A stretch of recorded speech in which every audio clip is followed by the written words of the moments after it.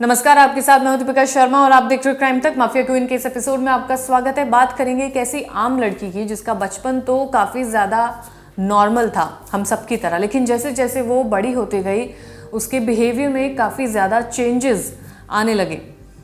इस लड़की पर डॉक्यूमेंट्री भी बनाई गई है जहाँ पर इसकी बहन ने काफ़ी चीज़ों के खुलासे किए, लेकिन जिस महिला की आज हम बात कर रहे हैं वो एक सीरियल किलर है और उसके बारे में कहा जाता है कि वो लोगों की हत्या करने के बाद अपने फेवरेट और मशहूर सिंगर्स के गाने गाती थी, यानी कि वो काफ़ी अपने मज़े के लिए लोगों का कत्ल किया करती थी। उस पर डॉक्यूमेंट्री बनी, जैसा कि मैंने आपको बताया। इस महिला का नाम जोआना है। उसकी बहन मारिया ने बताया कि वो उसके साथ ही पली बड़ी थी, लेकिन मारिया ने आर्मी ज्वाइन कर ली और जो ये लड़की है जोआना, ये हमेशा नशे में रहती थी और उन तरह के लोगों के साथ रहती थी जहाँ पर इस पर कोई सवाल जवाब ना किए जाएं। वो अपनी ज़िंदगी में मस्त रहे और नशे में धुत होकर वो अपनी किसी भी रिस्पॉन्सिबिलिटी को नहीं समझती थी। कत्ल करने का जुनून उस पर इस कदर सवार था कि वो इंग्लैंड के टॉप सीरियल किलर्स में आने लगी। उसका नाम शामिल होने लगा। टॉप 3 में इस महिला का नाम शामिल था, जहाँ पर इंग्लैंड के सीरियल किलर्स शामिल थे। मारिया ने बताया कि बचपन में जोआना को उसके माता पिता से काफ़ी ज़्यादा चीज़ें सुनने के लिए मिलती थी, काफ़ी ज़्यादा उससे प्रताड़ित किया जाता था, जिस वजह से उसका बचपन ख़राब हो गया था। और उसके बाद उसने ऐसे लोगों को ढूंढा जो उसे नशे करा सके, जो उसकी ज़िंदगी को नॉर्मलाइज कर सके, यानी कि घर में उसे वो सुकून नहीं मिलता था, वो सुकून वो बाहर ढूंढा करती थी। ऐसा इसकी बहन मारिया ने बताया। मारिया के मुताबिक 14 साल की उम्र में ही जोआना के बिहेवियर में काफ़ी ज़्यादा बदलाव देखने को मिल रहे थे और वो महसूस भी किए जा रहे थे। उसके पेरेंट्स भी महसूस कर रहे थे और ये बहन भी महसूस कर रही थी। मारिया के मुताबिक जोआना का स्वभाव काफ़ी ज़्यादा विद्रोही होने लगा था, यानी कि वो छोटी छोटी बातों पर इरिटेट होने लगी थी। जब भी उसके पेरेंट्स कुछ अच्छा करने के लिए बोलते कि तुम पढ़ा करो या तुम कोई कोचिंग क्लास ज्वाइन कर लो, तो वो हमेशा वायलेंट हो जाती थी। उसे ये सब चीज़ें बर्दाश्त नहीं होती थी। अब ड्रग्स इस्तेमाल करने वाले कुछ लड़कों के ग्रुप से उसका मिलना मिलाना हुआ और वो उन्हीं के साथ रहने लगी और उसकी पर्सनालिटी में काफ़ी ज़्यादा चेंजेस आने लगे और वो सारे ही नेगेटिव थे। वो घर के अलग अलग कमरे में रहने लगी और वो खुद को अंदर बंद करके अकेले रहना पसंद करने लगी थी।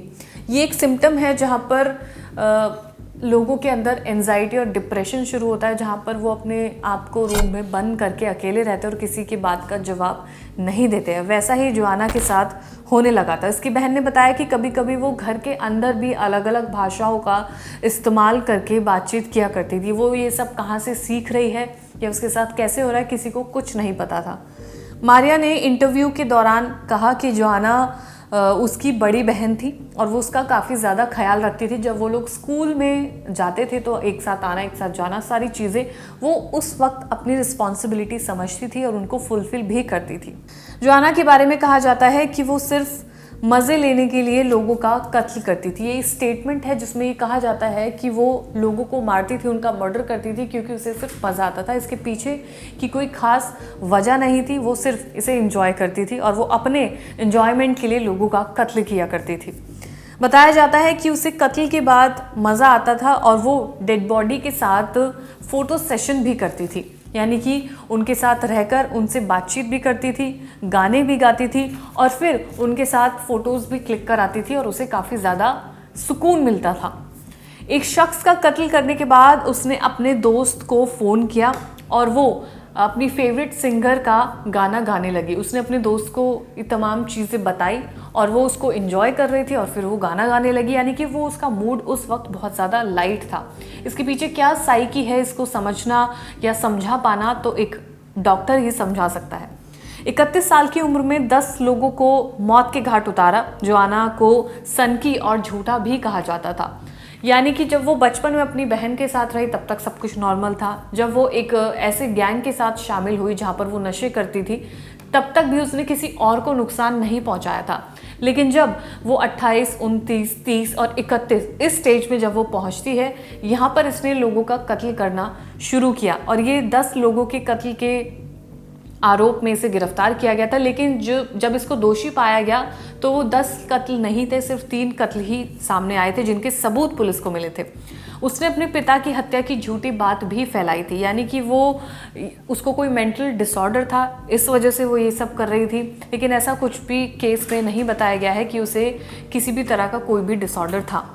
इसके अलावा मार्च 2013 में यूनाइटेड किंगडम में अचानक जब लोगों की हत्या होने लगी और पुलिस को ये समझ नहीं आ रहा था कि इसके पीछे शख्स कौन है, लेकिन एक चीज़ ये समझ आने लगी थी कि लोगों को मारने का तरीका सेम है, यानी कि स्टाइल और प्रोसेस सेम है, लोग एक ही तरीके से मर रहे हैं, लेकिन इन्हें कौन मार रहा है इसका खुलासा अभी तक तो नहीं हो पाया था।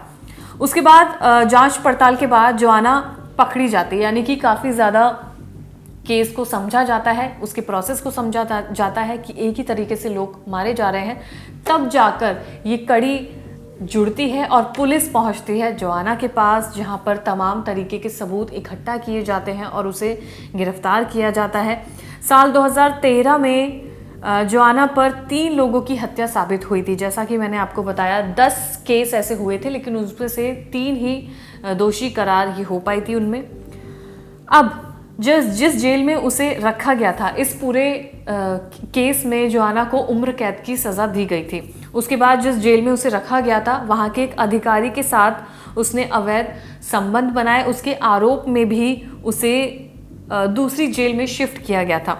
इस सीरियल किलर को HMP ब्रोन्सफील्ड जेल से 300 मील की दूरी पर किसी और जेल में शिफ्ट किया गया था, जहां पर काफ़ी ज़्यादा पहले इस जेल के मुकाबले काफ़ी ज़्यादा सख्ती थी। और ये भी बताया गया था जहाँ पर ये महिला कैदियों के साथ रहती थी, उसमें से एक महिला कैदी के साथ इसको शादी करनी थी, उसकी ज़िद इसने पकड़ ली थी, लेकिन उसके परिवार वाले, जो उस महिला के परिवार वाले थे, उन्होंने साफ इनकार कर दिया क्योंकि जोआना से उनको खतरा था। ये एक सीरियल किलर थी, इसकी साइकी को समझना बेहद ही मुश्किल था। ये लोगों का कत्ल क्यों कर रही थी, इसकी कोई वजह नहीं पता चली। ये वजह उसने ही बताई कि उसे मज़ा आता था, वो लोगों का कत्ल करने के बाद उनके साथ पिक्चर्स लेती थी, गाने गाती थी, तमाम चीज़ें जोआना ने की। और उसकी बहन ने, जब डॉक्यूमेंट्री बनाई गई तो उसकी बहन ने इंटरव्यू में तमाम चीज़ें बताई कि उसकी बहन का बिहेवियर बचपन में नॉर्मल था, फिर उसके बाद धीरे धीरे उसके अंदर ये चेंजेस आने लगे, जिसका मतलब ये है कि अगर आप भी कहीं ऐसे लोगों से मिलते हैं जहाँ पर उनका बिहेवियर आपको बदलता हुआ नज़र आता है, तो आपको सीरियस होना ज़रूरी है, उस कंडीशन को जानना ज़रूरी है कि उस इंसान की ज़िंदगी में आखिर चल क्या रहा है। क्योंकि आज के दौर में भी ये तमाम चीज़ें होती हैं जहाँ पर डिप्रेशन या एंजाइटी लोग काफ़ी ज़्यादा फेस करते हैं, तो ऐसे में ख्याल रखना बेहद ही ज़रूरी है। ये स्टोरी आपको कैसी लगी हो कमेंट सेक्शन में ज़रूर बताइएगा। अगर आप कोई नाम जानते हैं तो वो भी मुझे ज़रूर बताइएगा। धन्यवाद।